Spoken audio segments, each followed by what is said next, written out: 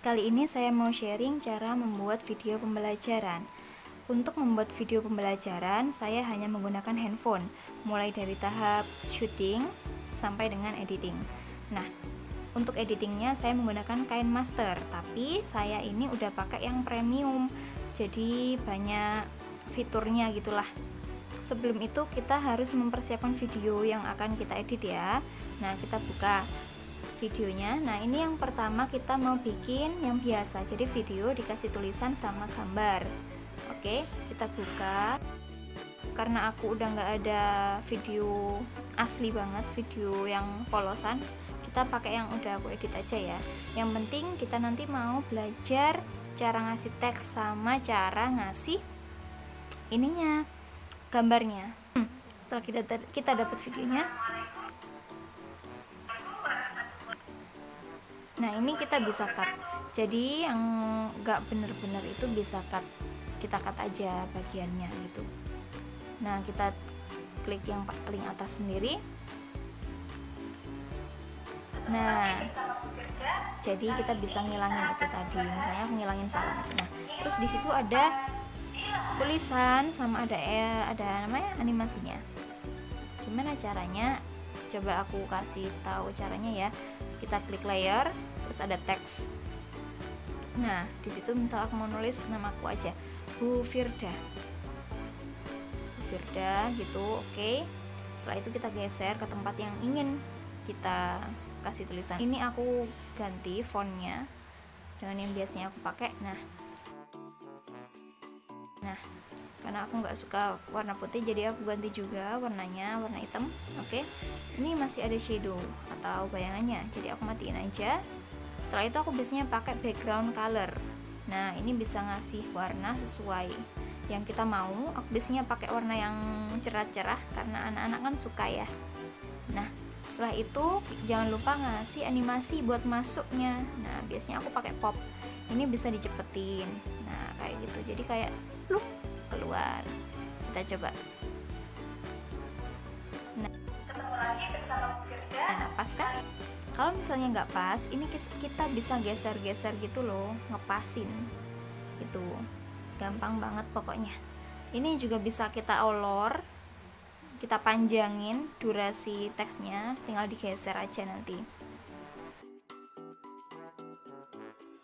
Aku mau ngasih, nah ini aku udah download dari KineMasternya, pop. Ini ada macam-macam.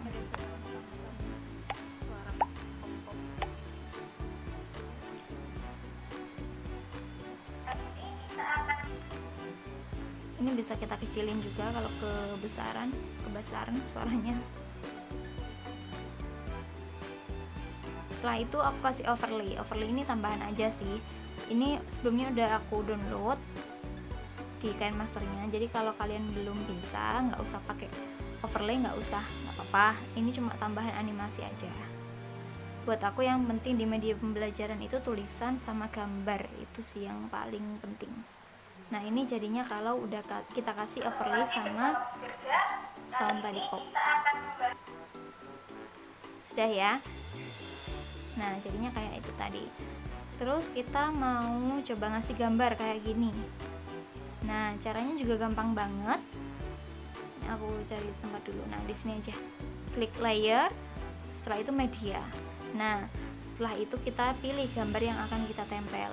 Makanya sebelum kita buat video, alangkah lebih baiknya kita download gambar yang kita butuhkan. Misalnya aku mau masang gambar ini nih. Nah, ini kan gambarnya panjang banget. Jadi aku crop aja, aku sesuaikan apa yang ingin aku tampilkan. Misalnya segitu deh. Oke, segitu aja. Kita besarin. Pas sesuai dengan yang ingin aku tampilkan. Terus akhirnya aku kecilin dulu. Nah, kita tempel di tempat yang kita inginkan. Setelah itu, jangan lupa kasih animasi masuknya. Pakai pop lagi aja. Dah, itu cara nampilin gambar. Kita kan sering banget ya membutuhkan gambar untuk pembelajaran, misalnya PPKN lah. Contoh gotong royong di lingkungan masyarakat seperti ini. Nah, terus kita tampilin gambar. Misalnya lagi, contoh benda padat adalah ini, keluar gambar, kan anak jadi seneng ya kayak kalau kayak gitu. Itu jadi dasar yang pertama tadi, video yang pertama itu adalah menambahkan teks dan juga menambahkan gambar. Gampang banget kan? Lalu kita belajar tipe yang kedua. Oke, jadi kita klik media. Setelah itu kita pilih gambar kartun yang mau dijadikan background. Ini udah aku download beberapa gambar ruang kelas, ada juga gambar ruang tamu. Aku pilih ruang kelas aja karena lagi pengen ngedit pakai ruang kelas ya. Nah, ini ada ruang kelas, ini bisa kita panjangin durasinya dengan cara diolor aja. Udah.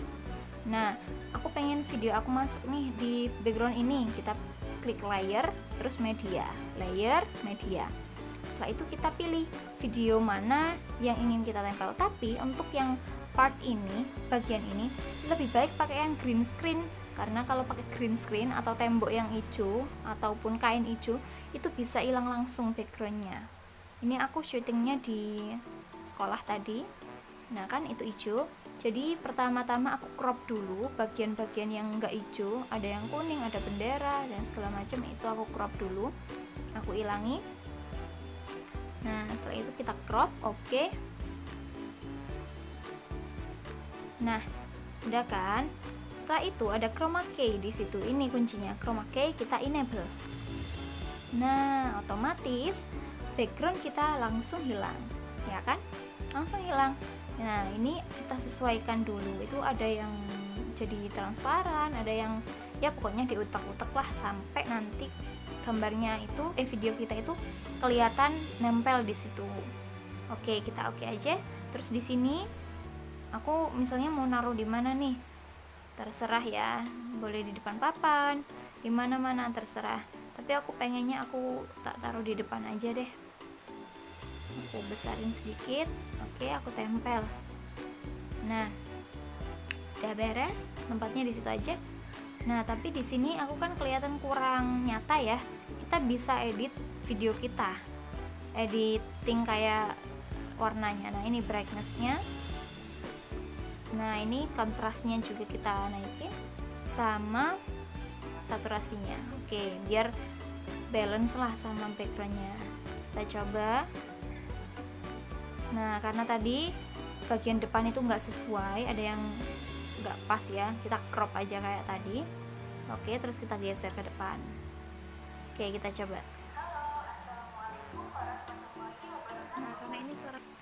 Nah udah sesuai kan? Kalau misalnya video kita itu kurang besar suaranya, bisa kita besarin pakai ini. Nah bisa kita kerasin suaranya. Oke, kurang besar ya kebesaran sih. Oke, pas. Nah ini kita bebas banget pilih backgroundnya, jangan lupa juga searching dulu backgroundnya, baru kita tempel-tempel gitu. Adapun tips dan trik untuk membuat video adalah ada beberapa tahap. Yang pertama adalah menyiapkan konsep. Jadi siapkan konsepnya terlebih dahulu. Misalnya kita lihat RPP aja sih nggak apa-apa, atau silabus KD-nya apa, materinya apa, biar kita nggak salah gitu. Yang kedua adalah siapkan bahan, misalnya kayak gambar, video, itu siapkan dulu bahan-bahan yang mau kita tampilkan.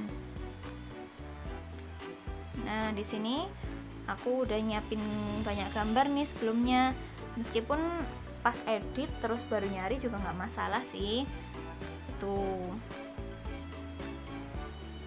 tinggal nempel-nempel aja nanti, gampang. Karena menurut aku dengan adanya gambar itu bisa menarik kan buat siswa.